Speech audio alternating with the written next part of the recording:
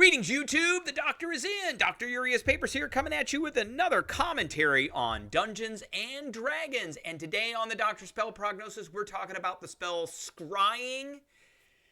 We're giving this spell an A. One of the few spells that's not a non-combat spell that we are given an A. But first, don't forget to hit that subscribe button. If you like this video, hit the like button. And if you have any questions or comments, please leave a question or a comment. All right, so Scrying is a 5th level spell that is usable by a whole bunch of classes. Bards, clerics, druids, warlocks, wizards, knowledge domain clerics, light domain clerics.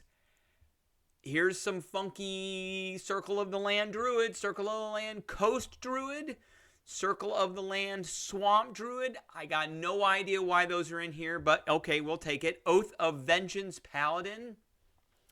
I guess that paladin's looking to get vengeance against somebody and they can find them. And then Oath of the Watchers. That kind of makes more sense. Watchers, it's watching and that kind of thing. All right, so 5th level spell. It is a concentration spell. Casting time is 10 minutes, which is why you probably won't be casting this in combat. Range is self, verbal, somatic, and material component. And the material component is a focus worth at least 1,000 gold pieces, such as a crystal ball, silver mirror, or a font filled with holy water. Not consumed by the spell, because it doesn't say that it is consumed by the spell, which means it's a one-time 1,000 gold piece investment, and then you are good to go to cast this spell as much as you want. Has a duration of 10 minutes. Again, it's concentration. You do want to concentrate on this spell.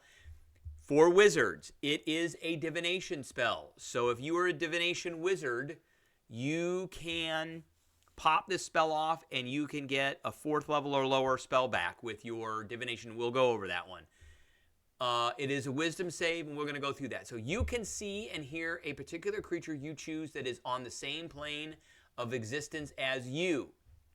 The target must make a wisdom saving throw, which is modified by how well you know the target and the sort of physical connection you have to it. Players memorize this table, know this table. This is very important for you to successfully use this spell.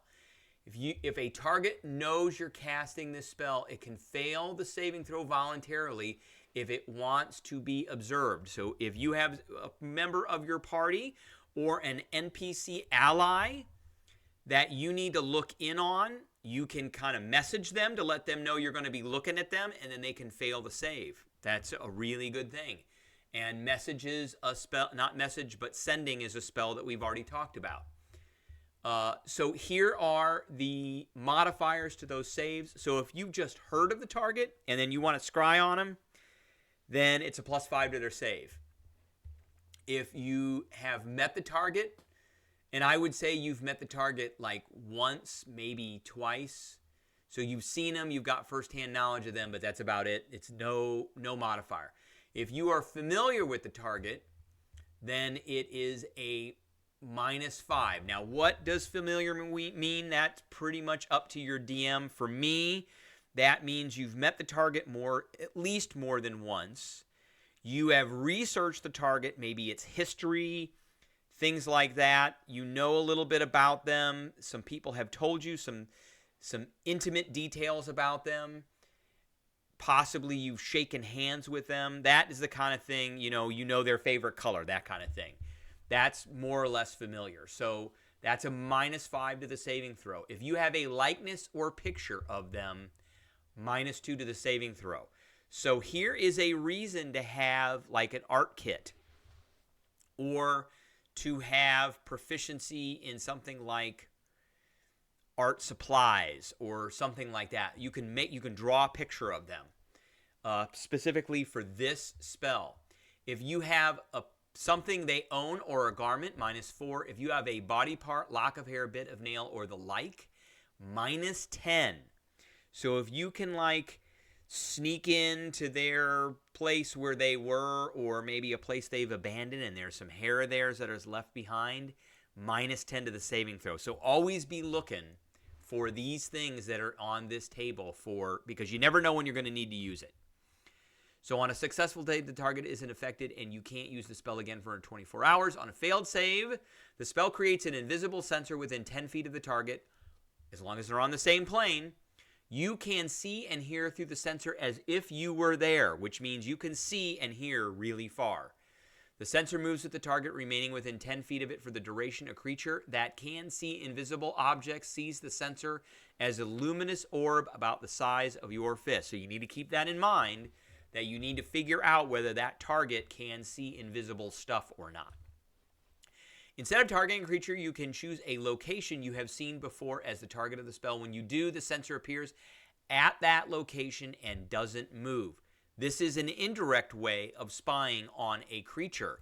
If you know a creature is going to be in a certain place, then you can automatically, because there's no saving throw for a place, you can automatically put the sensor there and see as if you were there. The only difference is that the sensor doesn't move. Once the sensor hits, it stops, and then it's there, and that's it. Okay, so how is this spell different from clairvoyance?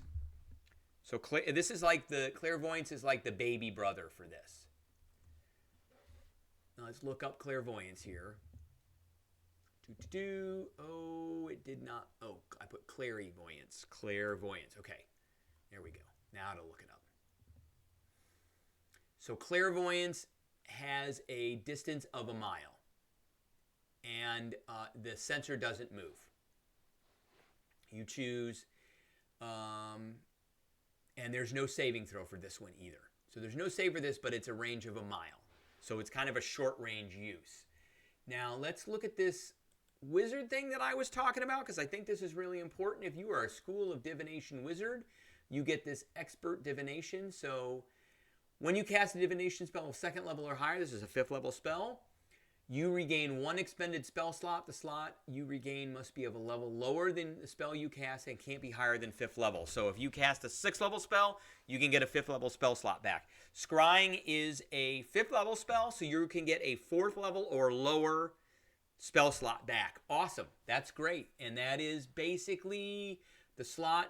I mean, this is anytime you do this. Anytime you cast one of these divination spells, you get another slot back. In addition, you've got Portent as well. So you can replace the attack roll, saving throw, or ability check made by you or a creature you can see. So if they fail a save, then you can see them, but you need to be able to affect them. So you got to keep in mind the Portent isn't really going to be usable with scrying, but expert divination is very much going to be able to be used. And then starting at 10th level, you can use your action to a creature powers or perception. When you do so, choose one of the following benefits, and which lasts until you're incapacitated. And you can see invisibility. You could have greater comprehension, being able to read any language. You can do that while as if you were there with the scrying spell. So there is lots to do with that spell. All right, let's get back to the scrying spell. D&D Beyond is very slow. And, okay, let's go back here. Scry.